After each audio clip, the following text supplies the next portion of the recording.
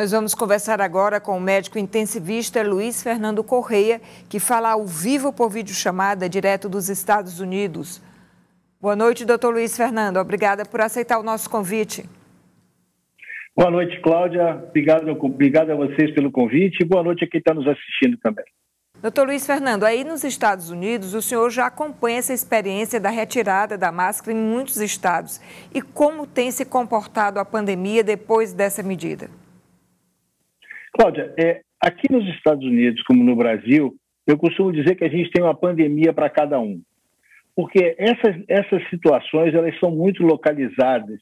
Você tem estados e cidades com alto nível de cobertura vacinal, com o número de casos caindo, onde até já se pode, segundo o Centro de Controle de Doenças, nem utilizar máscaras obrigatoriamente em locais fechados.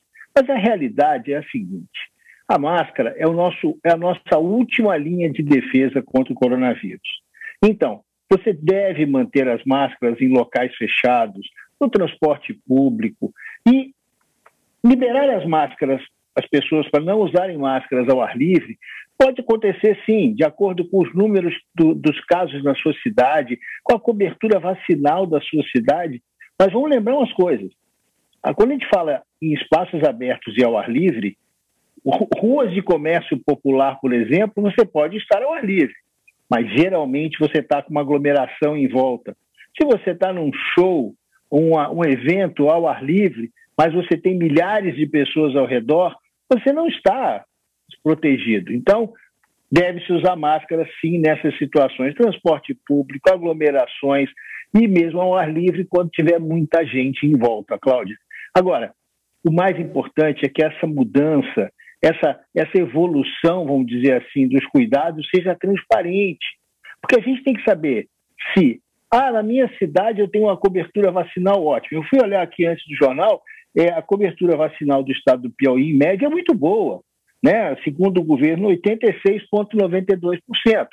Agora, qual é a da sua cidade? E o mais importante, como é que está essa cobertura vacinal nas cidades da região metropolitana? Porque as capitais, principalmente, elas têm um trânsito muito grande de pessoas das cidades ao redor para dentro e fora dela. Então, não adianta a capital estar com uma cobertura vacinal excelente, o que pode levar o estado a ter uma cobertura vacinal muito boa, na média, mas você ter uma cidade do lado com a cobertura vacinal ruim, que isso não vai te trazer segurança. Então, todos esses dados, Cláudia, têm que estar muito transparentes, comunicados ao público com muita clareza, para que todo mundo possa saber qual o seu risco. Vocês já mostraram muito bem aí quais pessoas têm que tomar mais cuidado com a Covid, e aí você possa decidir se vai usar máscara ou não. Doutor Luiz, rapidamente, eu queria saber se essa Deltacron, que seria uma variante que junta parte da variante Delta com a Ômicron, é uma ameaça de fato, se a gente tem motivo para se preocupar com ela? Não, com a Deltacron não temos ainda dados que nos permitam ficar preocupados. O mais importante é olhar, sim, o que está acontecendo na Europa, onde a BA.02, que é uma subvariante da Ômicron, está causando um repique de casos de hospitalizações nessa última semana.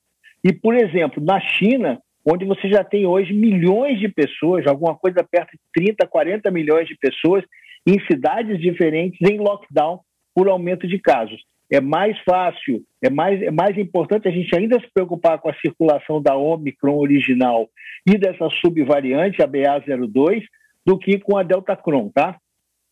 Muito obrigada ao doutor Luiz Fernando Correia, que participa com a gente direto dos Estados Unidos aqui no Jornal Cidade Verde. Boa noite, doutor Luiz. Boa noite, Cláudia. Boa noite aos espectadores. Vamos seguindo nessa expectativa de que passe logo essa pandemia, a gente possa voltar à nossa vida normal.